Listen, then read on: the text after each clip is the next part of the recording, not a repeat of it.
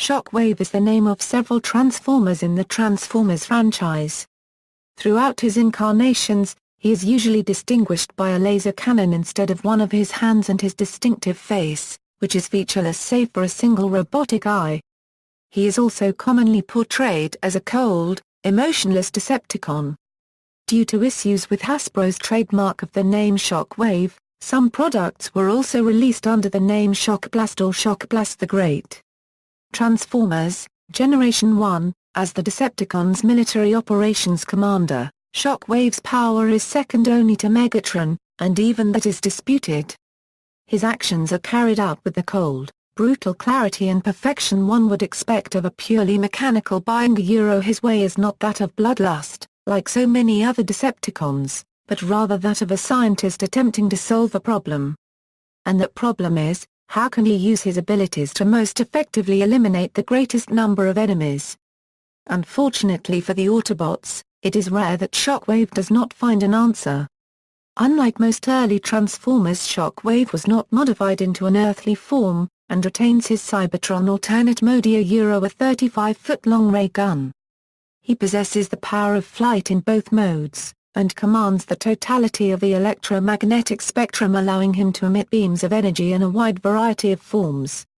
His high energy output makes him particularly fuel inefficient, but radioactive fuel sources stored in the reactor in his chest can help Shockwave to overcome this problem. Although his logical brain center is usually an advantage, human adversaries often pose more of a difficulty to Shockwave, as more intuitive and emotional thought processes often confound him. While the animated series established Shockwave as fanatically loyal to Megatron, Shockwave's original bio and most fiction since have described him as coldly and patiently looking for ways to overthrow Megatron, not for personal power but simply because it was logical for him to do so. Shockwave concluded that he should rule so that no emotion should prevent the Decepticons from conquering the universe. This was retained in most comic books, where Shockwave became leader of the Decepticons. Unusually for a 1985 toy, Shockwave was part of Transformers fiction from the first year, appearing in both the original cartoon pilot and 4-issue comic book miniseries. Development: according to writer Bob Budiansky, the character of Shockwave was inspired by Spock from the Star Trek series. Reception: Wired magazine once nominated him as one of the 12 most ridiculous Transformers of all time. Marvel Comics. Shockwave's characterization in the animated series is based on an early profile written for the character which presented him to be the guardian of Cybertron, with no desires beyond that station. His Toys Tech Spec and Transformers Universe profile, however, wrote of a character who sought to overthrow Megatron and rule the Decepticons because he views it as the logical thing to do. This was the version of the character who impressed fans with his appearance in Marvel's Transformers comic book series. Also, unlike his cartoon incarnation, in which he was depicted as an easily beatable foe, his comic incarnation was very powerful. Here, Shockwave was part of the Decepticon unit that pursued the Ark, but he held back from actually attacking the craft, remaining on the Decepticons' own space cruiser and following the Ark down to prehistoric Earth when it crashed.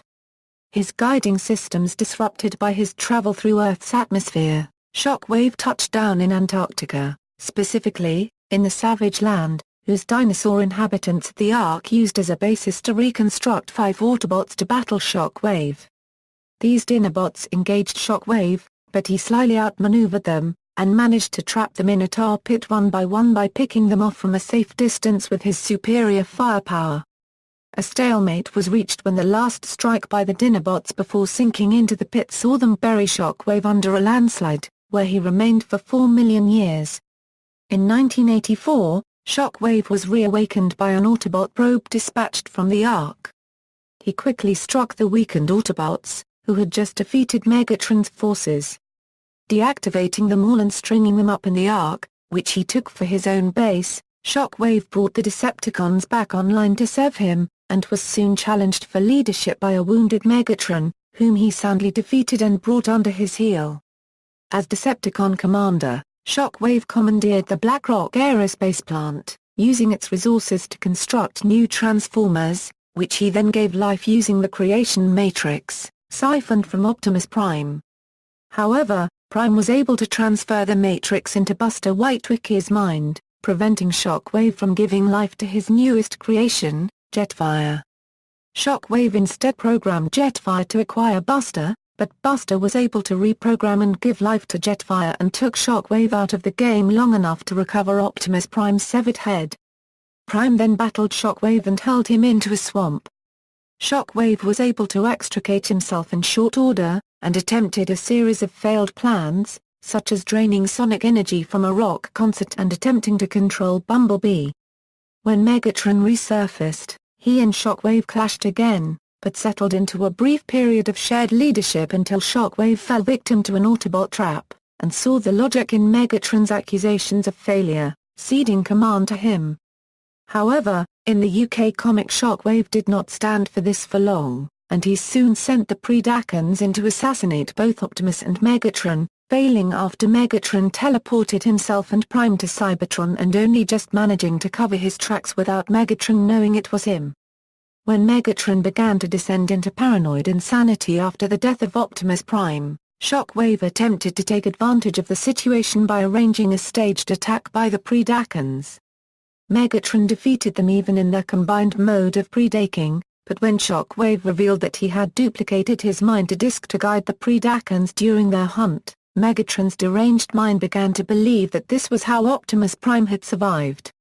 Desperate and insane, Megatron apparently killed himself by blowing up the Spacey Bridge while he was on it, once again allowing Shockwave to take leadership. However, he soon faced various objections courtesy of Rashbat, the local Decepticon commander on Cybertron, who criticized his operations for being too fuel inefficient.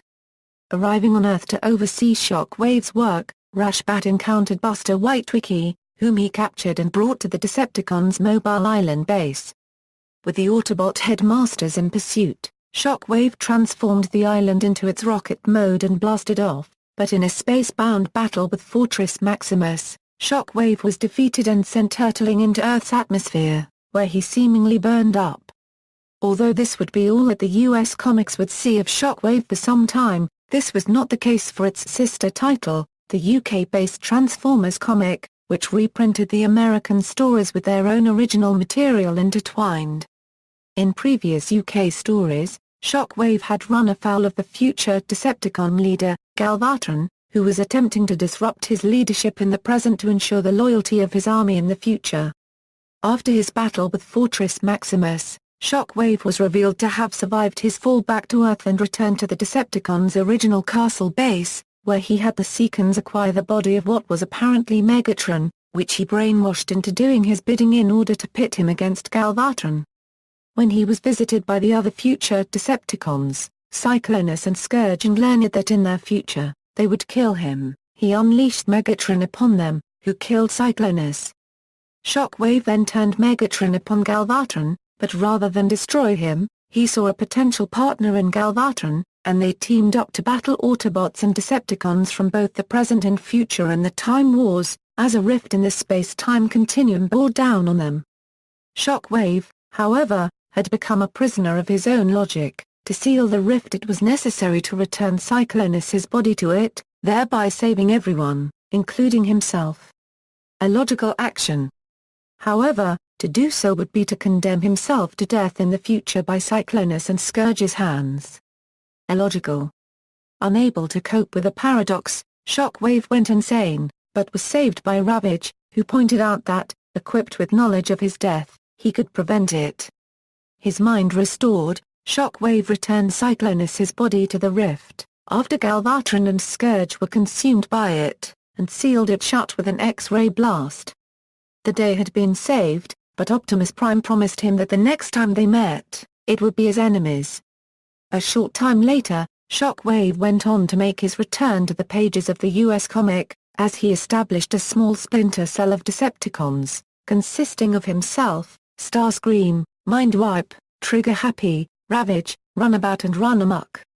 Declaring civil war against the current Decepticon Earth commander, Skull Pornock, Shockwave battled him in New Jersey, only for the conflict to be interrupted when all the Transformers were transported back to Cybertron by their deity, Primus, to battle Unicron. or struck by the Chaos Bringer, even Shockwave's vast data grid could not compute a logical course of action, and he and Starscream hijacked the Ark and fled the planet shortly after Unicron's defeat. However, the Dinobots had previously treated the Transformers stored in the Ark's stasis pods with the life-restoring fuel, Nucleon, and among those Transformers was the true Megatron, who battled with Galvatron, who had also stowed away on board the craft. Galvatron came to his senses in time, realizing that if Megatron was killed, he could cease to exist, and hid as Shockwave arrived to kill a weakened and disorientated Megatron. Galvatron intervened, but in an attempt to break the cycle of violence that seemingly bound him and Megatron, Autobot medic Ratchet crashed the Ark into Earth. Shockwave was last seen in pain as Megatron, and Galvatron advanced on him just before the ship crashed. His fate remains unknown. He did not appear again in either the remainder of the US Generation 1 comics or the subsequent Generation 2 comics. In the Earth Force sequence of UK comic stories, both Shockwave and Megatron were running separate Decepticon cells on Earth, fighting both Autobot and each other. It was clear that unless they were united, the Decepticons could not ever defeat the Autobots, and so Soundwave and Starscream organized a coup of both cells and reunified them as a single army. Shockwave and Megatron were forced to team up to retake control. The second wave of Decepticon headmasters would appear in the UK Marvel comic issue number 234, Prime's Rib. This story is set in the near future, 1995, where Optimus Prime, Jazz and Hot Rod introduced the latest Autobot, Arcee, to the human feminists. She was met with displeasure by the humans, being called a token female and disliked for her pink color. They were then attacked by Shockwave, Fangry, Horrible and Squeezer-Play, who thought the Autobot would be unveiling a new weapon. The Autobots fought off the Decepticons, who escaped, but nothing seemed to please the human feminists. In the UK comic stories set after the Transformers movie, it is revealed Shockwave survived the attack from Unicron and took command of the Decepticons in 2006 and, as Rodimus Prime was focused on finding Galvatron, was able to conquer half of Cybertron from under the Autobots. Part of his rule involved keeping Cyclonus and Scourge from ever being in a position to usurp him, even arranging for them to botch Death's Head's hit on Primes so he would kill them. This failed when Unicron sent them, backed up by a mind-controlled Death's Head, to assassinate him and take control of the Decepticons. Death's Head eventually killed Shockwave after a grueling battle, promising to avenge him even as he blew him apart. Animated series, though a major character in the Marvel Comics, Shockwave was minor character in the cartoon, only making rare appearances, and rather than being presented as a powerful Decepticon he was depicted as a weak and easily beatable foe. When Megatron prepared to lead his troops in pursuit of Optimus Prime on the Ark, Shockwave was instructed to stay behind and guard Cybertron in Megatron's absence. Swearing that Cybertron would remain as Megatron left it, Shockwave performed his duty to the letter for 4 million years, after Megatron and the other Transformers were entombed in stasis on Earth. So accurately did Shockwave carry out his task, however, that no advances were achieved in the war, and the deadlock slowly caused what little supplies of energy the planet had to dwindle. In the Earth year 1984, Shockwave again attempted to make contact with the lost Megatron, only this time, he received a reply. The Transformers on Earth had been awakened, and immediately, Shockwave and Megatron co-created the Space Bridge, an intergalactic transport system, with which to send energon cubes made from Earth's energy to the depleted planet. In the first tests of the Space Bridge, Megatron was transported to Cybertron himself, but Shockwave soon returned him so that further transport runs could be conducted. Space Bridge technology was taken to its ultimate extreme in the Ultimate Doom, when Shockwave and Megatron coordinated the transportation of Cybertron itself into the solar system via the use of a colossal Space Bridge. In Countdown to Extinction, when Starscream arrives on Cybertron and proclaims himself the new leader of the Decepticons instead of the late Megatron, Shockwave does not believe him and tries to call up Megatron again and again. Starscream forbids him to do this and even fires at his computer terminal, but then he becomes too busy with preparing to receive the energy of the Earth simulation. Meanwhile, Shockwave succeeds in getting through to Megatron at last and in warning him of the explosive device installed by Starscream in the Archival's laboratory, so that Megatron and Optimus Prime have time to prevent the explosion and to save the Earth. Shockwave briefly came to Earth and joined Megatron's troops in episode number 23, The Autobot Run, but returned to Cybertron shortly thereafter. In 1985, Shockwave contended with the power of the Dinobots when they splintered off from the Autobots and came to Cybertron in Desertion of the Dinobots, episodes number 37-38. With the aid of his guards, Shockwave was able to overpower them and put them to work in the Cybertronian pits, but failed to prevent the escape of Spike Witwicky and his girlfriend, Carly, when they pursued the Dinobots to the planet and were able to effect their release. Soon after, in episode number 53, The Search for Alpha Trion, Shockwave discovered that a guerrilla team of female Autobots had been raiding his Energon stores for years, and successfully tracked them back to their hidden base, arranging the capture of Elita 1. Optimus Prime and several of his warriors came to Cybertron to aid their female allies, and Elita 1 herself blasted Shockwave out of the battle. Subsequently, Shockwave located the key to Vector Sigma for Megatron. Spying on the Autobots, he then discovered the key's hidden power to transform organics into technomatter. When the Combaticons invaded Cybertron, Shockwave attempted to fend them off, but was turned against his Sentinel drones when Bruticus seized him in gun mode and opened fire on them with him, before launching him off into space, where he crashed into Starscream. Shockwave and Starscream returned to the planet, but were captured and imprisoned. They both were discharged when Megatron and Optimus Prime's forces arrived to stop Bruticus' rampage. Over the next 20 years, Megatron turned his attention away from Earth, and succeeded in fully conquering Cybertron. In 2005, however, the planet came under attack by Unicron, and Shockwave attempted to mobilize the Decepticons against the threat. The script for the Transformers, the movie, explicitly details Shockwave's death as Unicron crashes his command tower with him in it, rips it off the planet, and tears it to shreds, and although this was not shown in the finished film, Shockwave was not seen again following the movie. The IDW Publishing adaptation of the movie has Shockwave lead the Decepticons against Unicron, only to be blown in half by the Chaos Bringer's I-beams. In Shockwave's first appearance, in More Than Meets the Eye, Part 1, he has two hands. By his next appearance, in the first episode of the ongoing series, Transport to Oblivion, his left hand has been replaced with a gun barrel, matching his toy appearance. Dreamwave Productions, Shockwave was a major character in the Dreamwave Productions 21st Century reimagining of G1. As a major player in the Decepticon army in Cybertron's past, he led the main attack on the Autobots' stronghold shortly after the appointment of Optimus Prime, and personally destroyed 2 Omega Sentinels with one blast in space gun mode. There was also tension between him and Starscream about who would lead the Decepticons after Megatron's supposed death, which eventually led to the creation of multiple splinter factions within both the Autobots and Decepticons.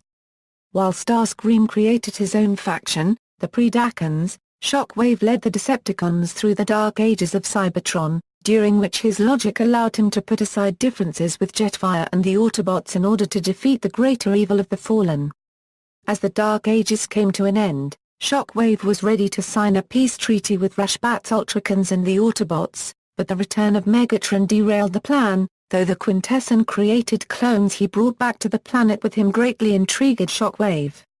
Shockwave was left behind on Cybertron while Megatron's forces pursued Optimus Prime and were subsequently lost on Earth for 4 million years, and became Decepticon leader on the planet. He began experimenting with cloning, and through studies of Astrotrain and Blitzwing, began to conceive the idea of a transformer with multiple alternate modes. Eventually, however, Shockwave and all the other Transformers on Cybertron succumbed to stasis lock as the planet's energy ran out, and it entered a hibernation phase known as the Great Shutdown. During this period of inactivity, 3,000 years ago, Unicron's Herald Scourge located the planet, and reactivated Shockwave for study purposes. However, when Shockwave was attacked by a swarm of Sharkticons, Scourge intervened, and after saving him, was shot by Shockwave, who then proceeded to study him, learning much of the function and purpose of Transformers and Cybertron from the secrets within Scourge. Shockwave steadily worked to restore Cybertron, reactivating its population and solving their energy needs, ending the war and unifying the planet. He also continued his experiments into multiple transformations, yielding the unstable duosons, and then successfully mastering the process with triple changes. Capturing Alpha Trion, Shockwave sought to unlock the full secrets of Vector Sigma, having already learned of the mysterious significance of Earth to the Transformer race. In preparation for the invasion of the planet, Shockwave subliminally influenced the population of Cybertron to become more violent, and prevented the return of Optimus Prime and Megatron aboard the Ark-2 by having a human agent blow it up. In 2003, Shockwave made his move, heading to Earth with his Triple Changer troops and capturing Megatron and Optimus's forces, planning to try the two leaders as war criminals. Megatron was jettisoned into space by Starscream, while Prime's escape from his clutches led him to fall in with a rebel group, and then to confront Shockwave himself, only to be defeated by the Decepticon, who ripped the Matrix from him. Using the Matrix to activate Vector Sigma, Shockwave downloaded the compressed contents of the mega-computer into his network, but before he had an opportunity to view the data, he was pulled into a battle with Ultra Magnus. In the course of the fight, the fuel line to his cannon was severed, and the resulting explosion destroyed his citadel and knocked him into a chasm. While the rest of Cybertron believed Shockwave to be deceased, he had actually survived the explosion and gone underground in the wastelands of Cybertron with Astro Train, Blitzwing, and the Seeker's Thrust, Dirge, and Ramjet. He continued his experimentation, resulting in Six-Shot. Soon after, however, Megatron returned to Cybertron and bested Shockwave, taking him to Earth where he did the same to Starscream. But now, the three players were assembled, each knowing certain dark secrets of Cybertron's past. Unfortunately, Dreamwave's bankruptcy and subsequently closure at the start of 2005 means that currently, this story remains unresolved. Shockwave also appeared in several other Dreamwave miniseries, including Transformers G.I. Joe and the MicroMasters series. In the series, set after the War Within but before the Great Shutdown, Shockwave is in command of the Cybertron Decepticons, with Scorponok and Rushbat serving under him. Later in the series, a low on fuel, Shockwave is defeated by the MicroMaster Skystalker and decapitated. Whether this mini-series is in continuity with the main Generation 1 series is unclear. Devil's Due Publishing, Shockwave was also in the second G.I. Joe vs. the Transformers series from Devil's Due Publishing. In this, Shockwave had taken control of the Decepticon army after Megatron's disappearance and conquered Cybertron, forcing the Autobots underground. However, this all changed when Cobra Commander hacked into Teletron 3 with the aim of creating a wormhole to Cybertron where he could steal more Transformer technology. G.I. Joe attempted to interfere and they, along with Cobra and Cobra Commander's personal transport Starscream, were all transported to Cybertron. Shockwave arrived with his troops and attempted to eliminate them. However, a squad of Autobots led by Ultra Magnus stopped them, keeping the Decepticons out by erecting a shield generator. While the Joes and Cobra forces attempted to locate several time-displaced Transformers, Shockwave's forces battered at the shield and eventually overwhelmed it, capturing most of the humans and Teletran 3 and wounding Ratchet in the process.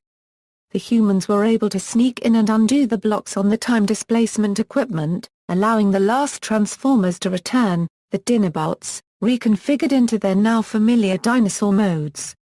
They wiped out most of Shockwave's forces and severely damaged Shockwave. As Starscream tried to weasel his way out of being killed by Shockwave for his part in the fiasco, both were instead eliminated when Cobra Commander activated his parting gift to the traitorous Starscream, 45 pounds of plastic explosives. Despite the character being notoriously difficult to kill, it seems Shockwave did indeed perish in the explosion.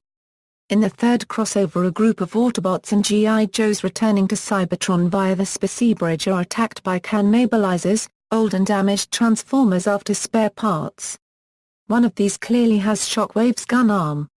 Fun Publications, the Transformers Classics comics published in the official Transformers Collectors Club magazine is set in the Marvel Comics continuity, but in a timeline where the events of Generation 2 did not occur. Shockwave's severed but still living head appears among Megatron's troops. Fun Publications: Shockwave was among Megatron's troops when Megatron defeated Death Saurus in combat for leadership of the Decepticons and when Megatron attacked Iacon with his new weapon, Devastator. IDW Publishing: Since the Dreamwave bankruptcy, the Transformers license has been acquired by IDW Publishing, who have begun to issue their own Transformers series. The Transformers, Evolution's Hearts of Steel, an alternate reality set during America's Industrial Revolution, features Shockwave reconfigured as a Confederate-style ironclad. He is the first Transformer to reveal himself to the humans, transforming from boat mode at the end of issue number 1. Although he only briefly appeared after this in issue number 2, showing Tobias Muldoon the Decepticon base, he was presumably destroyed when Bumblebee and John Henry managed to send the entire Decepticon rail convoy into a chasm. In the main IDW Transformers universe, Generation 1 Shockwave made his first appearance in the first issue of the Transformers, Spotlight. In this single-issue story, Shockwave sees the coming state of Cybertron. Launching Energon missiles into space, one crashes on Earth with Shockwave looking on this as an experiment in progress. However, he was interrupted by the Dinobots, seeking revenge for a past defeat involving Shockwave stealing their Energon cache. They adopted the forms of extinct dinosaurs to combat the high Energon levels of the planet. Despite the ferocity of the Dinobots' assault, he was still able to defeat them all. However, Grimlock, anticipating possible defeat, programmed their ship to fire upon their location if they did not return, burying them all in lava, until a human archaeology team discovered them many years later. In the Transformers Escalation, it was revealed the bodies of both Shockwave and the Dinobots had been uncovered by the mysterious defense organization Skywatch. Shockwave's actions here serve as a prequel to other storylines. The rich Energon seams Shockwave plants here are discovered by Starscream's infiltration unit, leading to the events of Infiltration, while Megatron, at the story's close, assigns Bludgeon to seal off Shockwave's research, implying that this is how he gains the knowledge he has in Stormbringer. It is hinted in the Spotlight that Shockwave at one point cut himself off from his emotions. Shockwave is subsequently reactivated by Skywatch to locate and nullify Laserbeak, Ravage, and the Dinobots whom Skywatch have lost control of. Soundwave's help is obtained to break a code that Skywatch have planned to detonate a bomb in Shockwave's head if he does not do Skywatch's bidding. Upon locating the Dinobots, Shockwave firstly engages and defeats Scorponok in battle, and then turns his attentions to Grimlock. However, Soundwave correctly encrypts Skywatch's codes, enabling Shockwave to disengage the bomb. At this point, Shockwave disengages the battle with Grimlock and walks away, only for Grimlock to detonate a bomb, burying them both in rubble. Shockwave is subsequently captured and imprisoned by Ultra Magnus. In the recent mini-series Last Stand of the Wreckers, it was revealed that when the sadistic renegade Decepticon known as Overlord took control of the Autobots in the last resort, he freed Shockwave and gave him a hand-picked crew of Decepticons in return for Shockwave disabling the safeguards he had implanted in him under Megatron's orders, just as he had done to Overlord's fellow Phase 6 Decepticons Sixshot and Black Shadow. Following his escape, Shockwave joined up with the Decepticons currently faltering under Starscream's weak and ineffective leadership.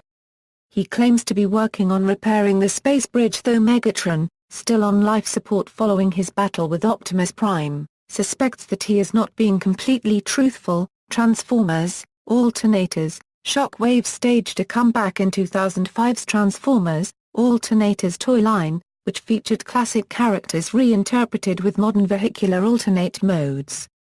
Although the American toys offered no supporting fiction, the storyline included with the Japanese version of the line, Binaltech, detailed the story of Shockwave's rebirth in this unusual new form. When the time-displaced Decepticon agent, Ravage, used the time machine called the Chronosphere to alter the timeline, the chaos that ensued resulted in the destruction of Shockwave's body. With Ravage's aid, his mind was installed into a stolen Autobot Binaltech body, equipped with a prototype transmuter device, which, when interfaced with Shockwave's personality component, allowed the chassis to transmute itself into Shockwave's recognizable physical form, including his cyclopean visage and gun arm. He wields a turbo rifle which can also serve as a power booster for his gun arm, and can project up to 5 holographic duplicates of himself anywhere on the planet. Other media: in the Megas XLR episode, Ice Megas, the robots of the Cerulean Army resemble Shockwave in almost every way, except color and AUD mode. All of them were voiced by Jeff Bennett. In an episode of Robot Chicken, Shockwave finds Soundwave in eBay and asks Megatron if he buys it now. He also appears in the MacGyver episode The Black Corsage. Toys: Generation 1 Shockwave. The Shockwave toy transforms from a robot into a ray gun that can be wielded in a role-play fashion, featuring electronic laser noises and lights. The toy itself was one of the first Transformers figures not derived from the Japanese Diaclone or Microman toy lines, instead coming from a company named Toyco, which had produced the toy under the name Astro Magnum. It is believed this was the only toy that Toyco made. Unlike Shockwave, Astro Magnum was grey with a red eye, and a standard trigger design. Also unusual is that, prior to Shockwave's release by Hasbro, Radio Shack sold the grey version in the US. However, it is debated as to whether or not the Radio Shack release was a licensed Toyco release or a bootleg. Notably, unlike other early Transformers figures not made by Takara such as Jetfire or Omega Supreme, Shockwave was the only non-Takara toy that was actually marketed and sold as part of the Transformers line in Japan. In the 1980s, Transformers was such a success that Hasbro wanted to get as much products out on the shelves with the Transformers name on it as possible. Since they were running out of old Takara molds to use, they obtained licenses to use the molds of other companies' robot toys in the Transformers line. Shockwave, Jetfire, Omega Supreme, Sky Lynx, Roadbuster, Whirl, Chop Shop, Venom, Barrage and Ransack were among those molds. It was believed with the licenses to those toys now expired, Hasbro and Takara no longer had legal rights to those figures and could not reissue them. However, hope of a Shockwave reissue by Takara increased when Omega Supreme was announced as part of the Takara Encore line for release in May 2008 in Japan. This toy was used to represent Shockwave when he appeared in the Robot Chicken episode Werewolf vs. Unicorn. In recent years, bootleg versions of the Shockwave figure based on the original G1 toy mold have appeared in the Chinese market. However, this new toys are grey-colored and lack the transparent chest plate piece, which is evident as the toy's chest kept the holes where the plate was attached. Also, the head of the robot was changed to a more anthropomorphic version with red eyes and a mouthpiece. Generation 1 Action Master Shockwave, a second toy incarnation of Shockwave, was sold in 1991, as part of the non-transforming Action Masters subline. He was accompanied by a transforming Terradroid partner named Fistfight, a loathsome little creature who enjoys dissecting late-model cars, who transforms into a long-range lightning rifle that Shockwave can wield. Although many other Action Masters had appeared in the Marvel Comics continuity, Action Master Shockwave did not. Alternators Shockblast, due to trademark problems with Shockwave's name, the new incarnation of Shockwave created for alternators was released under the Shockblast moniker. The figure transforms into a Strato Blue Mazda Speed 2 Mazda RX-8 with Shockwave's familiar head and gun arm, and also wields a rifle that transforms in the car mode's muffler. Robot Heroes Shockwave, a small PVC non-transforming version of Generation 1 Shockwave, released in a 2-pack with Grimlock. WST Robots Military Operations Commander, an unlicensed figure produced by Justa Toys, recreates Shockwave in the style of the smallest Transformers line. Comes with a grey fist for G1 Bruticus to hold the toy in gun mode. Other merchandise: Megatron, Shockwave and Ravage are the 3 Decepticon figures available to play in the Monopoly Transformers Collector's Edition game. Transformers, Armada. Shockwave was the name Takara used for the character called Tidal Wave by Hasbro. Hasbro's original design for the figure cast him in shades of purple and grey, although they later abandoned this in favor of a green and grey scheme for their figure. The animated series, however, had gone into production before this last-minute change, resulting in the cartoon incarnation of the character being rendered in the purple and grey scheme. Accordingly, in the interest of show accuracy, Takara released their figure in this color scheme, rather than the altered Hasbro one. Happily, these colors fit suitably well with his Japanese name and harkening back to the purple and grey G1 Shockwave, although it is unclear whether or not this was intentional, though unlikely since Shockwave was known as Laser Wave in the Japanese dub of the G1 cartoon.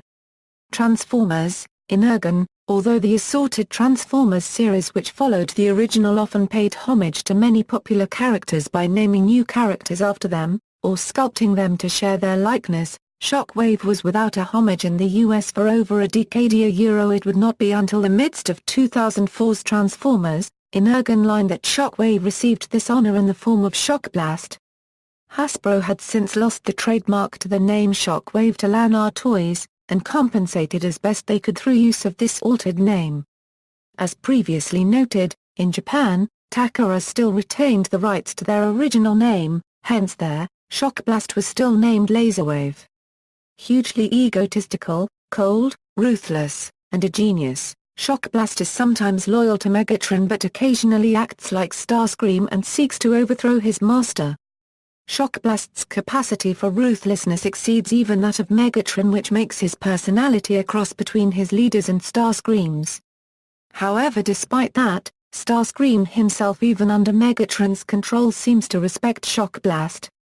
The power-hungry Shockblast transforms into an orbital satellite and a ground-based assault vehicle. He has an unspecified history with Tidal Wave, who distrusts him. Animated series. Considered to be one of the most dangerous and deadly Decepticons, Shockblast was captured by the Autobots and imprisoned on Cybertron. In the Earth year 2020, when Megatron attacked Cybertron with Unicron, he instructed some Decepticon agents on the planet to liberate Shockblast. Shockblast, however, had already begun to effect his own escape amidst the chaos Megatron's attack was causing, and broke free of his restraints just as a Decepticon agent arrived at his cell, and was killed by Shockblast simply because he had no need of him. In making his escape, Shockblast killed one of his guards, Padlock, causing his other jailer, Wingdagger, to swear revenge. Shockblast immediately rankled under Megatron's leadership, and was attacked by Wingdagger when he led a new attack on Cybertron. Tidal Wave was ordered to aid him, but Shockblast had already collapsed an Energon tower and dragged Wingdagger under it, killing him, and accidentally injuring Tidal Wave. Both victims were soon reborn, however, Tidal Wave as Mirage, and Wingdagger as the powerful Wing Saber. While Wing Saber merged with Optimus Prime as the Autobots ventured into Unicron, Shockblast defied Megatron's orders, lying and claiming he was under attack while sneaking off and preparing to make a power play. When Megatron faced off against Optimus Prime in the middle of an Energon reaction that had torn a fissure in space, Shockblast leapt into the middle, only to be hit by a chunk of debris and sent spiraling through the fissure, into a new region of space where Alpha Q had recreated the planets destroyed by Unicron. Separated from the other Decepticons, Shockblast was confronted by the Autobots on Iron Planet and was defeated and captured by Wing Saber, and chained and guarded by Inferno. Megatron and the other Decepticons soon arrived to rescue him, and Megatron warned him of the price of defiance. This did not stop Shockblast from attempting to seize power again, however, and in his next move, he succeeded, seating himself in Megatron's throne within Unicron, planning to take the Chaos Bringer's power for his own. However, he got more power than he bargained for, as Unicron's essence possessed him, warping his body and driving him into an insane rage. Battling with Optimus Prime on Blizzard Planet, Shockblast was destroyed when Unicron's massive arm plunged down through the planet's atmosphere and crushed him, completely extinguishing his spark. Shockblast's place in the Decepticons was soon filled by his own younger and equally treacherous brother, Six Shot. Back in mini-comics, Shockblast would make his only comics appearance in the third promotional mini-comic packaged with Transformers, Energon toys. When Slugslinger and Sharkticon attempted to break into an Autobot island facility as Shockblast scrambled the security system with an electromagnetic pulse from orbit, They were caught and battled with Bulkhead and Towline, who had some unexpected help, Omega Supreme, who soundly defeated all the Decepticons present. The name of Shockwave would make an unexpected reappearance in the fourth mini-comic, as one of Megatron's troops. On Earth, Megatron, with the aid of Snowcat, Shockwave, Mirage and Demolisher, cornered Optimus Prime and a wounded Hotshot. Optimus nobly refused to give up. The other Autobot reinforcements were over 10 minutes away, and the two Autobots looked down for when Wing Saber arrived. Making a Power Links link with Optimus Prime, Prime soundly defeated all the Decepticons, even Megatron, and forced them to flee. The Autobots then arrived and Optimus thanked Wing Saber for his help. Toys: Energon Shockblast, designed mainly to be a visual homage to the original Shockwave. The Shockblast figure is designed for its robot mode. It features Shockwave's traditional one-out head, and a large gun barrel arm. Consequently, however, its two vehicle modes are something of an ad hoc jumble of parts. By sliding forward the level on his gun arm in any mode, the panels on the gun fan out, exposing gold-chromed solar panel-like decals beneath, and the arm launches a missile with an electronic blasting sound effect. Shockblast was later repainted into his brother, Six Shot. Transformers, Cybertron. The Shockwave name returned to the Transformers toy line in the US as part of the Transformers, Cybertron series in 2005.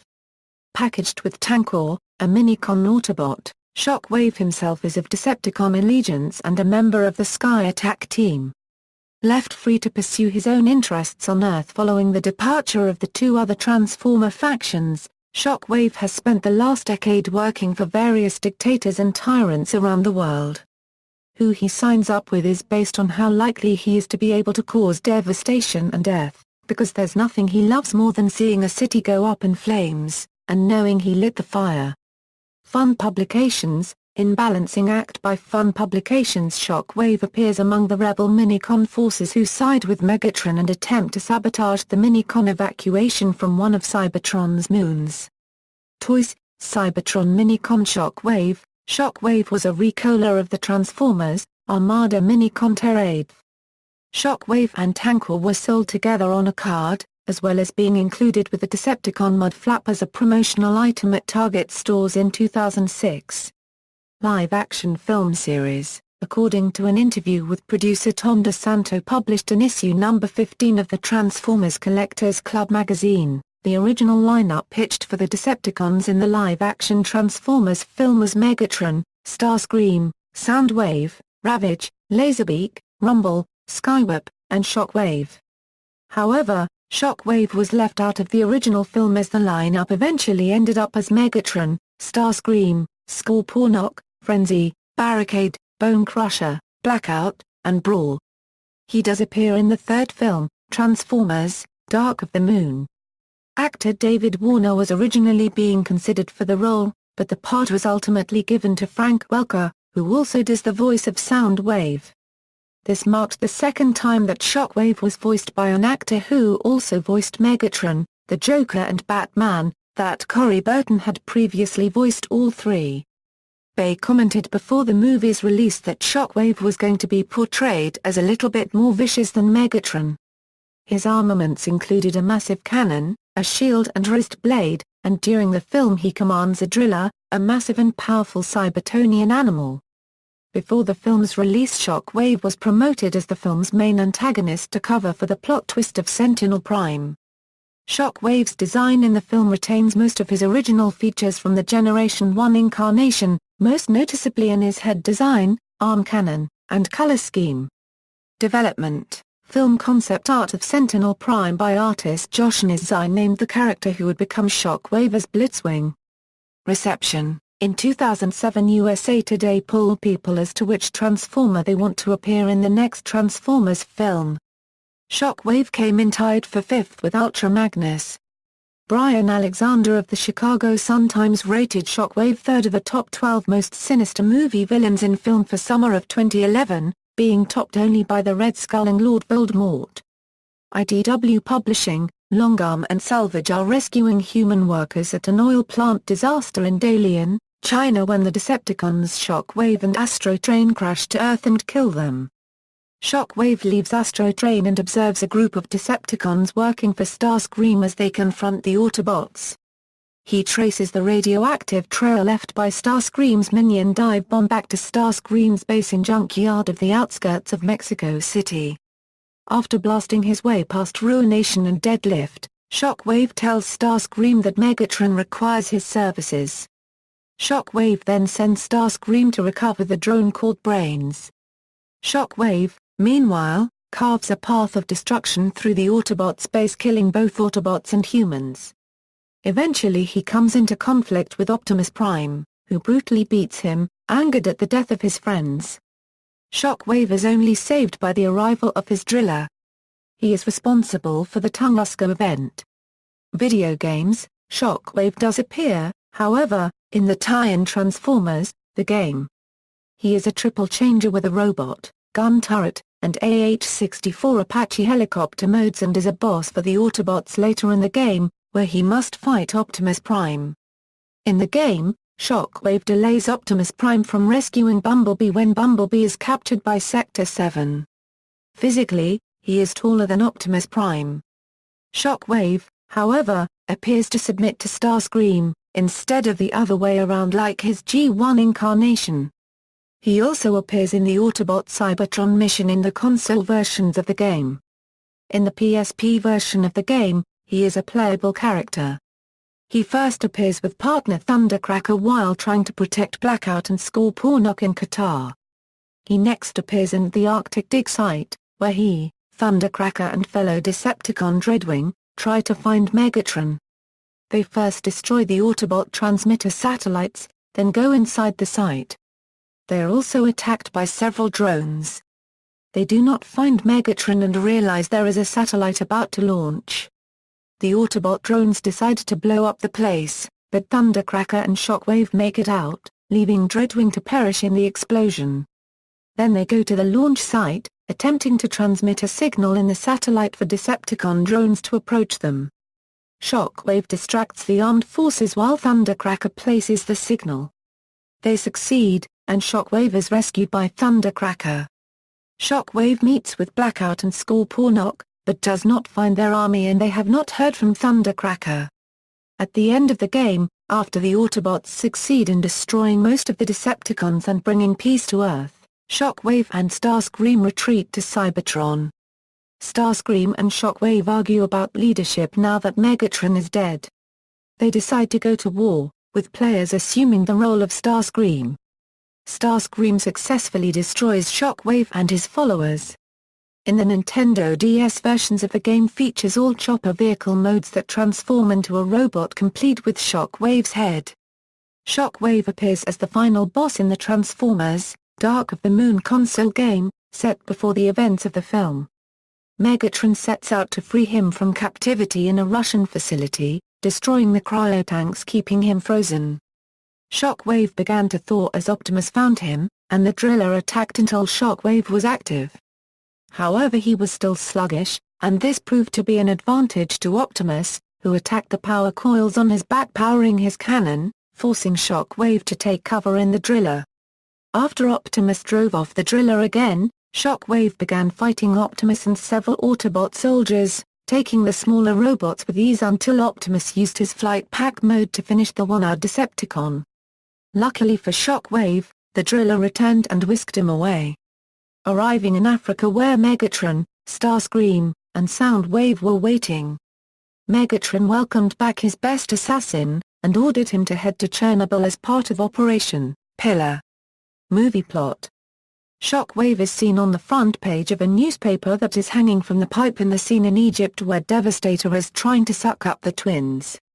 Shockwave first appeared during Optimus Prime's mission to Chernobyl with his ally human soldiers. They had discovered a fuel cell from the Ark in an abandoned base that had incredible radiation levels. At that moment, Shockwave and his driller, a massive multi-tentacled robotic animal, appear and immediately begin destroying the base and killing soldiers in the process. They then proceed to take the fuel cell and burst out of the base with Optimus Prime following. The fight then takes to the land where the driller knocks Optimus from his trailer, separating him from his weapons. However, Prime was still able to gain access to them and cut off one of the driller's tentacles to retrieve the fuel cell. At this moment Shockwave appears out of the beast and menacingly utters Prime's name, but he quickly withdraws. He later appears during the final battle, where the driller once again knocks over Optimus's trailer, and is attacked by the wreckers so that the trailer could be retrieved. After noticing falling furniture from a building that Sam, Carly, Epps, and other soldiers are in, he sends the driller to collapse the building. After tipping the building over, Optimus Prime flies in with his jetpack and is able to kill the driller, cutting off its main head by flying through the section that connects it to the body. Angered by what happened to his pet, Shockwave shoots at Optimus with a burst missile, causing him to fly out of control and get stuck in tangled tower crane wires. With Optimus out of the way, Shockwave and the Decepticons overpower the Autobots and prepare to execute them. After the wreckers manage to free Optimus, they join the humans in a coordinated assault on Shockwave. He is eventually damaged badly, after getting temporarily blinded by parachutes and then gets his eye partly shot out of his head by human soldiers, but still refuses to fall. Optimus then flies in and attacks Shockwave, who fires a missile, but Optimus dodges it and punches through Shockwave's torso using bladed knuckles and proceeds to injure him by completely ripping his eye out of his head. Optimus then uses Shockwave's hand cannon to blast the space bridge control pillar, temporarily halting Cybertron from transporting into Earth's atmosphere. In the fourth film, Shockwave's remains were reused for KSI Decepticons with 2 heads and are colored purple named 2 Heads, after being infected by Galvatron, and fighting the Autobots. A fierce 2-Head was seen fighting Autobot Hound, before firing his bullet from his mouth while holding the 2 heads to be shot. The second 2-Head shows up leading the drones as Optimus Prime throws the grenade to kill it and the last remaining KSI Decepticon army. However, as 3 Shockwave clones were shown in the factory when Galvatron infected the army and only 2 were shown killed by Hound and Optimus, it is possible that a third remains at large along with Galvatron, an orange con, and a white con before regrouping the last hidden Decepticons on Earth in the future. Books. Shockwave appears as a character in the book Transformers, Dark of the Moon, the junior novel. Toys. Dark of the Moon Burger King Flip-Out Shockwave ABK Kids Meal Toy available at Burger King restaurants in the U.S. The toy consists of a detailed head that opens to reveal a small robot body, giving the overall figure a bobblehead look. It also has a small flashlight that emits the Decepticon symbol at the push of a button. Dark of the Moon Voyager Class Shockwave, a new mold for Shockwave, which transforms into a Cybertronian self-propelled cannon. Dark of the Moon Cyberverse Commander Class Shockwave, the individual release of Shockwave this time in a blue redeco. Dark of the Moon Cyberverse Shockwave Fusion Tank, a gift set that includes Commander Class Shockwave and a Cybertronian tank that can transform into a mobile fortress or a fusion cannon. Dark of the Moon Optimus Prime vs Shockwave Costco exclusive, a black redeco of the individual version, this time with an unchanged Voyager Optimus. Sadly, this is only in Canadian Costcos. Dark of the Moon Street Side Bottom Battle Toys R Us exclusive, a grey redeco of the Voyager this time not only with Optimus Prime, but with Bumblebee. As for the Autobots, they have been battle damaged, with different mech tech weapons. Optimus with the weapon of Laserbeak and Bumblebee with the weapon of Skids. Transformers, Timelines. Transtech Shockwave received a full-page biography in issue number 22 of the Transformers Collectors Club magazine. He used to work for the renegade Decepticon G-Axis as a scientist, but after G-Axis was destroyed was brought in by Megatron as a prisoner. Initially put on trial for war crimes, he was freed by Megatron, who argued to Optimus Prime that Shockwave's mind would be an invaluable asset to them. Shockwave is a morally ambiguous Transtech with few actual weapons, in favor of a great number of inbuilt tools he uses for his craft. Fun publications. Shockwave appeared in the 2008 botcon voice actor Play Be in the City, voiced by Chris Ho, also known as Vangelis. In this story, Professor Sumdick attempted to create a teleportation system to get the Autobots to Cybertron, but an interaction with Sari Sumdick's key ended up transporting Optimus Prime, Bumblebee and Sari to Transtech Cybertron, where they met Flare-Up and were detained by Shockwave. Bumblebee teamed up with Beast Wars Megatron to free his comrades, but then had to stop him from taking the key for himself. Afterwards the Autobots and Sari returned to their own dimension. Transtech Shockwave appeared in Story Transcendent, where he kidnapped Breakaway for Transtech Megatron. After Shockwave discovered that certain systems in Breakaway were unique and might be useful, Megatron requested permission from Transtech Rashbat to take the Autobot apart, even it may kill him. When Alpha Trion's forces raided the lab to free Skyfall, Megatron opposed them, but they escaped to another dimension. Transformers Animated. This incarnation of Shockwave has the ability to change his body, using this power to assume the guise of Longarm in order to creep up the Autobot ranks and serve Megatron incognito. To further his guise, changing his actual G1 color scheme to a gray pattern, Shockwave provides his Longarm guise with an alt mode like that of a burly rough-terrain crane. His actual alt mode is heavily based on the tank mode of Transformers Armada's Megatron. Corey Burton reprises the English-accented, David Warner-inspired voice for the character, but when Shockwave is in the disguise of Longarm, he speaks in an American accent. Furthermore, while this Shockwave's voice sounds identical to that of his G1 self, Longarm's voice sounds much younger than Shockwave himself. Corey Burton revealed Shockwave's inclusion in Season 2 arose from a between-scenes conversation he had with the production team, regarding how little the original Shockwave actually had to do. Animated series. During Autobot training, his double agent status was almost discovered by Bumblebee. But thanks to Bumblebee believing the spy to be Wasp, Shockwave managed to plant the evidence to have Wasp as his scapegoat. After successfully graduating from training, Longarm is eventually promoted to prime rank, and made Intel commander of Cybertron, allowing him full access to Autobot files, which he passes on to Megatron, who has him ensure Cybertron is left helpless as part of his master plan. In the two-parter Bridge Too Close episode, Shockwave informs Megatron that the Autobot who got the highest scores in the Space Bridge aptitude test is Bulkhead, leading Megatron to capture the Autobot. When the rest of the Earth Autobots try to rescue Bulkhead, they are captured themselves, and Shockwave appears on a screen to taunt Bumblebee with the truth of his double agent status, and the fact that he had an innocent Autobot imprisoned. After the A Bridge Too Close two-parter, he gained a more prominent role in Season 3, and returned in the Season 3 premiere event Transwarped. Appearing in his Longarm guise, he was waiting for Megatron's arrival until Blur returned to Cybertron with information regarding Megatron's communications with the double agent. Once aware that no one else on Cybertron knows the truth yet, Shockwave attacks him and manages to use the base's walls to crush him, taking the remains to Cliff Humper for disposal before being contacted by Megatron. When Ultra Magnus planned on making contact with the Earth Autobots, Shockwave uses his guise to convince him to have all communication with them relayed through him, to keep his identity a secret, which is further endangered when the Council begins to realize there's a spy in their team. He next appeared in Where Is Thy Sting? Infuriated that Jazz, Sentinel Prime, Jetfire and Jetstorm were heading to Earth while after Wasp and attempting to get them to turn back, with Ultra Magnus calming him to let his group proceed with their mission. Fearing that his cover will be blown and unable to contact Megatron, Shockwave left a message for him that he would take matters into his own hands.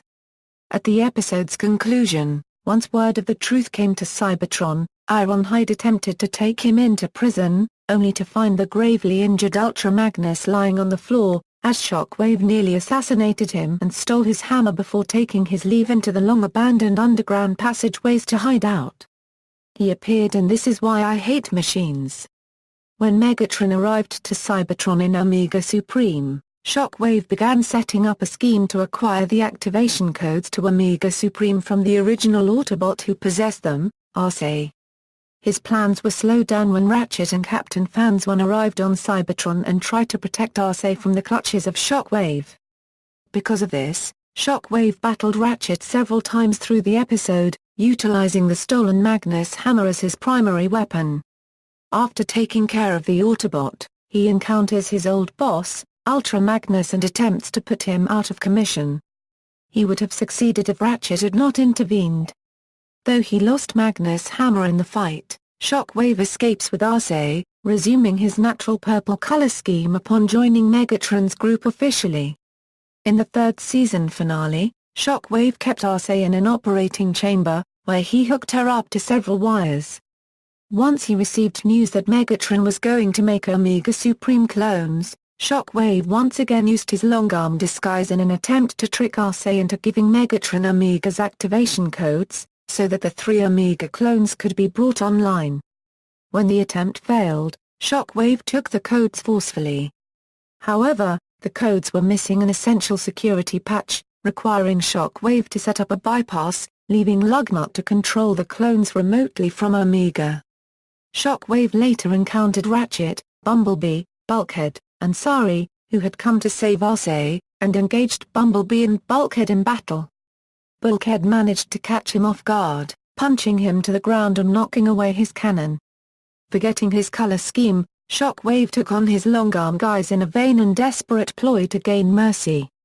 Bulkhead and Bumblebee were not fooled however and destroyed the cannon. Shockwave makes a final appearance in the show when he gets taken to Cybertron as a prisoner along with Megatron in Lugnut. Fun Publications. After the events of the animated series, Shockwave was placed in detention at the Decepticon stronghold in Kansas City. Toys, animated Voyager Shockwave. In keeping with his depiction on the show, Shockwave features 4 distinct modes. His normal robot mode and a shorter, stockier long-arm robot mode, each with its own alternate mode, a Cybertronian tank and crane, respectively. His faction insignia can be flipped between Autobot and Decepticon. Animated Voyager Shockwave with activators Bumblebee. This figure is similar to the normal animated Shockwave except in his Season 3 finale color scheme. He is currently exclusive to Target, being packed along with activators Bumblebee. Like his original animated action figure, this toy can assume the guise of Longarm and his vehicle mode as well. The purple Longarm made his first appearance in the final episode of Season 3. However, while the Longarm toy itself has gold eyes, his eyes still remain traditional Autobot blue in the cartoon. Animated TA-14 Voyager Decepticon Shockwave. The 2010 Japan release version by Takara Tomy is virtually identical to the Hasbro version, with the exception of a purple Decepticon emblem and a red Autobot emblem on his chest. Animated TA-45 Voyager Decepticon Shockwave Original Version. The Japan release version of Purple Shockwave by Takara Tomy is scheduled for release on October 2010. Transformers, Prime. Shockwave started out as Megatron's pet mad scientist during his days as a gladiator. Books, appears in the novel Transformers, Exodus. Shockwave is responsible for creating the Insecticons, and creating the Combiner technology, first the Combaticons who formed Bruticus Maximus and perfected it with the Constructicons who formed Devastator. He is also mentioned in Transformers, Exiles, where he continues to lead the Decepticon effort to subjugate Cybertron in Megatron's absence. He communicates and meets with Alpha Trion several times, always seeking to intimidate the ancient archivist, only to be rebuffed. Militarily, his greatest opposition comes from the Wreckers under Ultra Magnus. Shockwave later appears in Transformers, Retribution, where he captures Alpha Trion in order to gain access to the supercomputer Vector Sigma, so that he may be able to create a Decepticon matrix of leadership. Somehow, the Curator, a Quintesson leader, manipulated Shockwave's motives of finding Vector Sigma, in order to rebuild the space bridges so that the Quintessons may take over Cybertron. Games. Shockwave appears as Megatron's second-in-command in the 2010 video game Transformers, War for Cybertron. While voiced by Stephen Bloom in the game, Shockwave was voiced by Corey Burton in the GameStop TV promo. Players can unlock him on the PlayStation 3 and Xbox 360 versions by entering a unique code supplied by GameStop and Blockbuster Video. He is also unlockable on the Nintendo DS version and part of the first DLC pack on the PC version. In the TV promo, Megatron leaves Shockwave in charge while he is away. Shockwave revels in this, then orders Soundwave to transform into boombox mode and play the touch while shooting several Autobots. Starscream asks, "Why this song?" To which Shockwave replies, When your hit percentage exceeds mine, you may choose the soundtrack. Shockwave appeared in Transformers: Fall of Cybertron, where he has a larger role. Shockwave opens a space bridge to search the universe for energy to rebuild Cybertron. He soon finds dinosaurs on Earth, and later he applies these forms to a group of Autobots on Cybertron, with Grimlock being one of them, and calls them Dinobots. Shockwave later tries to control the new Dinobots, but they are intelligent enough to rebel against him. Grimlock even eats Shockwave's arm. Shockwave is presumed dead after Grimlock knocks him away. Even if Grimlock did not kill him, both Grimlock and Shockwave would have died due to the destruction of the space bridge. Animated series: a flashback in the Transformers Prime episode Out of the Past showed that Shockwave was in Con when Starscream was delivering Energon to him. Starscream brought Arcee and Cliffhammer to Shockwave in order for him to extract the cryptic Autobot message from them. When asked by Starscream if he can extract the Autobot message from them, Shockwave stated to Starscream that he invented Cortical Psychic Patch. Shockwave successfully extracts the message from Arcee, where it involved Optimus Prime giving the coordinates to Earth. When Shockwave plans to dispose of Cliffhammer, Starscream tells Shockwave that Cliffhammer is his. Shockwave acknowledges Starscream's orders and leaves. Arcee and Cliffhammer learn from Starscream that Shockwave is using the Energon to build a space bridge. Upon taking out two Vacon guards, Arcee and Cliffhammer discover that Shockwave plans to use the space bridge to send the Decepticons to Earth to attack Optimus Prime before any other Autobot arrives. Shockwave arrives when Cliffhammer tries to distract the two Vacon guards and attacks Arcee while she is sabotaging the space bridge. Cliffhammer then attacks Shockwave as Arcee takes out some Vacons. Before Shockwave can shoot Cliffhammer, Arcee shoots part of a ceiling, which knocks out Shockwave. When Shockwave tries to follow them, Arcee manages to shoot Shockwave in the head as Arcee and Cliffhammer successfully arrive on Earth. Before leaving to find Optimus Prime, Arcee and Cliffhammer are left wondering if Shockwave survived the space bridge's explosion. In the third season entitled Beast Hunters, Knockout finds Shockwave when he, some Vacons, and some Insecticons were looking for the Iacon relics at the destroyed Omega Lock. He survived the space bridge explosion, but was lost on Cybertron and no Decepticons searched for him. He decided to use his time alone to move along with a lot of his projects until he saw the Decepticon search party and returned to Earth with Knockout. After hearing Starscream's excuse why he wasn't looked for, he found his excuse logical. With Shockwave's return, Megatron established a new chain of command. While Starscream remained Megatron's second-in-command in terms of military activities, Shockwave became Megatron's first lieutenant for scientific activities. While hunting Autobots with the Decepticons, Shockwave recommends one of his projects for it, a Predacon named Predaking who was under his control. Shockwave sends Predaking after the Autobots with some Energon from Wheeljack leaked during torture. But unfortunately the Predacon failed and Starscream made fun of the mute creature. Shockwave was present when Starscream was sending the Decepticons to different parts of the globe. He later suggested to release Predaking on the Autobot intruders. But after that failed, Shockwave decided to handle it himself. He managed to subdue Wheeljack and Bulkhead. He was later about to execute the Autobot prisoners until he got distracted by Optimus Prime's return. After the Autobots escaped, he returns to the Nemesis through the ground bridge sent by Soundwave before the remains of Darkmount fell on him. In Project Predacon, it was revealed that Shockwave once used his previous clones of Predacons to Earth back in ancient times. Optimus Prime discovers that the Decepticons are looking for fossil samples of the Predacons so that Shockwave can rebuild his Predacon army. Shockwave also had his Predacons microchipped, which made it easy to track their remains. When it came to one location, Shockwave ended up engaging Optimus Prime, Bumblebee, and Smokescreen. With help from Soundwave, Shockwave was able to obtain part of a Predacon fossil. While analyzing the Predacon fossil fragment, Shockwave is visited by Megatron, who states that he heard of his encounter with Optimus Prime and how it would have been tragic if he had lost his best scientist in battle.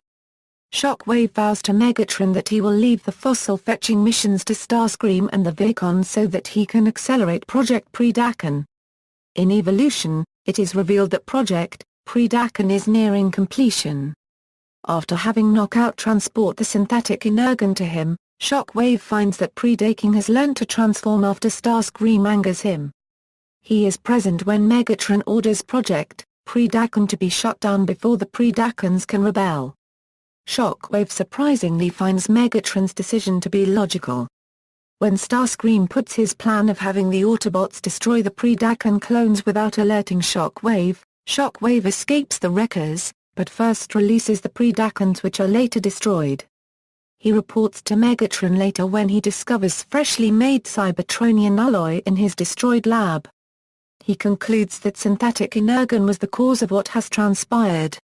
In -1 and Synthesis, Shockwave is working on the reconstruction of the Omega Lock, and the manufacturing of the synthetic Energon. He finds the formula difficult to complete, and his Laserbeak retrieve Soundwave after he's captured, and bring Ratchet to the Nemesis. The two scientists end up working together to complete the cybermatter formula. In the series finale Deadlock, Shockwave is about to use the Omega Lock on Earth, but Ratchet attacks, and Shockwave easily defeats him. Then the other Autobots arrive and Shockwave ends up being knocked down by Bumblebee. After Megatron is killed by Bumblebee, Starscream is distraught and swears vengeance on the Autobots, but Shockwave tries to calm him down and forces him and the other Decepticons to presumably head for Khan.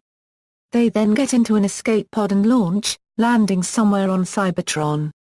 Predacons Rising. In the movie, Shockwave and Starscream are the leaders of the Decepticons, and continue to relocate again and again to avoid detection from the Autobots. Together they revive Project Predacon, and have made two Predacons, Darksteel and Skilynx. Starscream later summons Shockwave to Predacon's grounds, where he has located many Predacon bones unearthed by the restoration of Cybertron. While they gather the bones, Unicron in Megatron's body comes over, and resurrects the dead Predacons with Dark Energon. Starscream runs but Shockwave attempts to fight off the zombies in tank mode, but is overrun and mauled by them. Later, when Predacon defeats his Predacon brethren, Shockwave is shown to have survived, and asks the Predacons to use their power more logically. It is unknown how he survived, or what happens to him afterwards. Toys, Generations Fall of Cybertron Deluxe Shockwave, a new mold of Shockwave, based on his appearance in the game. He comes with a blaster and transforms into a Cybertronian ship, Prime, Beast Hunter's Cyberverse Commander Shockwave WT Hyperflux Cannon, Prime, Beast Hunter's Cyberverse Commander Shockwave, Recola of Cyberverse Commander Shockwave, homage to G1 Shockwave. Prime, Beast Hunter's Shockwave with Hyperflux Cannon, a new mold of Shockwave, based on his appearance in the show. He transforms into a Cybertronian tank, similar to his animated self, and has snap-off armor. Transformers, Timelines. Shockwave is a Decepticon whose skills are at relations between organisms, working as the ambassador between Earth and the Decepticons, along with his aide Fistfight. Calm, wizened, he's intelligent and patient, though no scientist. Like most Decepticons, he's more than willing to put his life on the line to save humans. Although his fighting techniques are entirely defensive, he's more than capable of putting a hole through any Autobot. In his alternate identity, Longarm, he is an Autotrooper officer. He was always kind of a wet blanket, but recently he's been acting really strangely and disappearing for long stretches of time without explanation. He's even started saying stuff like interrogative and conclusion before his sentences.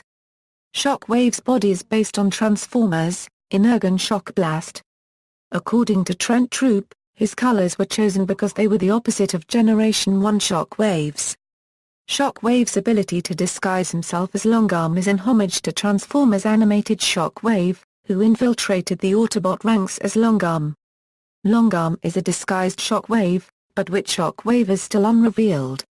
Fun Publications. After mistaking Cliffhumper for his universe's Cliffhumper, Megatron mistakenly believed that his time in the Rad Zone had damaged his circuitry, and noted that perhaps they should have Shockwave take a look at him. When the Decepticons got a two-way stellar spanner going between Earth and Cybertron, Megatron assigned Shockwave to Earth as an ambassador. Shockwave arrived at the base on Earth and was greeted by Starscream and Professor Arkeville. He was particularly interested in talking to Cliffhammer, and hearing more about Primus. Shockwave attended the unveiling of the Mega Rig, aiming to meet R.J. Blackrock and Senator Shaw. When a group of Autobots attacked the ceremony, Shockwave acted only in defense. The human Cephi Bella came under threat from sea spray, and Shockwave acted quickly, taking the missile which would surely have killed her. Though he was seriously damaged, he survived and was taken back to base for repairs. Cephi blamed herself for his injuries and got herself upgraded with Cybertronian technology. Though the other Decepticons didn't approve of it, Starscream's scans of her tech provided several vital tips to boost Shockwave's self-repair, saving his life. He was soon on his feet, albeit unsteadily, and greeted Cephi when the Decepticons brought her back to base.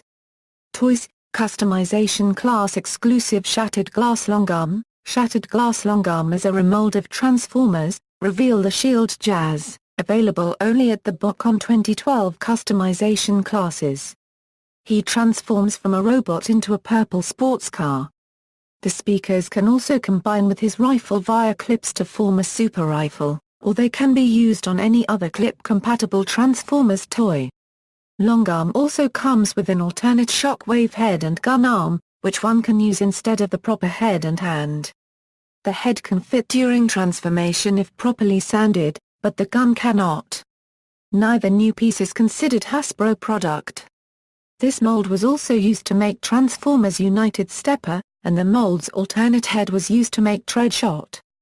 It was also retooled to make Transformers, Generations Wheelie and Transformers, Timelines Kickover.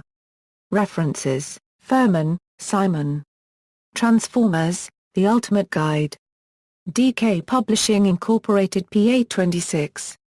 ISBN A1-4053-0461-8A. External links: Shockwave at Transformers Wiki.